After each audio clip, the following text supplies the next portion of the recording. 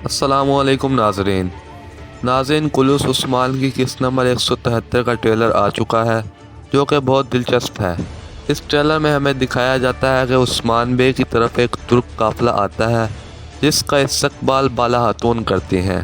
اس قافلے میں ایک حلیمہ نام کی بچی ہوتی ہے جو بالا خاتون کو بہت پسند آتی ہے کیونکہ اس کی بھی بیٹی کا نام حلیمہ تھا جو فوت ہو گئی تھی، تو بالا اسے اپنی بیٹی بنانے کا سوچتی ہیں۔ لیکن کچھ لوگ یہاں یہ سمجھ رہے ہیں کہ یہ بالا خاتون ہی کی بیٹی ہیں، تو آپ کو بتائیں کہ ایسا نہیں ہوگا۔ یہ بالا خاتون کی بیٹی نہیں ہوگی۔ اگر ہوتی تو بالا خاتون کے ساتھ اس کے قبیلے میں رہتی جیسے فاطمہ خاتون رہتی ہیں۔ لیکن یہ ٹریلر تجسس سے بھرا اور بہت انٹرسٹڈ ہے۔ لیکن جیسے ہی قافلہ پہنچتا ہے، صوفیہ اس قافلے میں ہوتی ہیں۔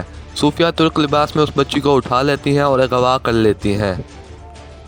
ادھر عثمان بے اپنے 3 مین سردار بائیہان بے، گنجر بے اور بیگم خاتون کو اپنے چرگے سے نکال دیتے ہیں اور کہتے ہیں آپ نے ریاست سے خیانت کی ہے، اور بیگم خاتون کو قید والے خیمے میں دکھایا جاتا ہے۔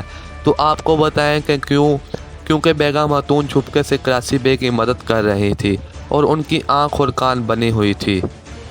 اب عثمان بے نے بیگم خاتون کی سچائی پتہ کروا لی ہے کیونکہ گونچا خاتون نے وہ ساری باتیں سن لی تھی جو بیگم خاتون نے کی تھی بالا خاتون کے بارے میں، جو ہمیں 172 کے دوسرے ٹریلر میں دکھایا بھی گیا۔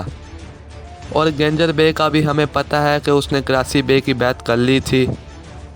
اور دوسری طرف صوفیہ اور لوکس ایک اور نیا منصوبہ بناتے دکھائے جاتے ہیں۔ صوفیہ کہتی ہے کہ میں عثمان بے کے سارے خاندان کو ایک ایک کر کے ختم کر دوں گی۔ اس کے جواب میں ٹریلر کے آخر میں عثمان صاحب عیسائیوں پر حملہ کرتے دکھائے جاتے ہیں اور کہتے ہیں پہلے مجھ سے مقابلہ کرو، بعد میں میرے خاندان پر نظر رکھنا۔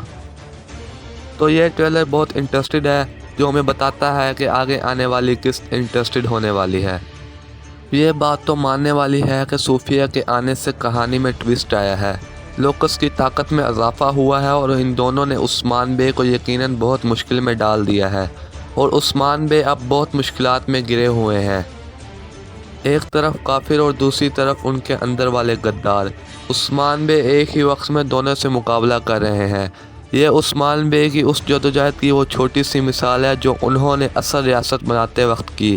ہمیں اس سیریز کو صرف فن کے لیے نہیں بلکہ ہمیں یہ بھی دیکھنا چاہیے کہ کیسے عثمان بے نے اتنی بڑی ریاست بنائی اتنی مشکلات میں ہوتے ہوئے۔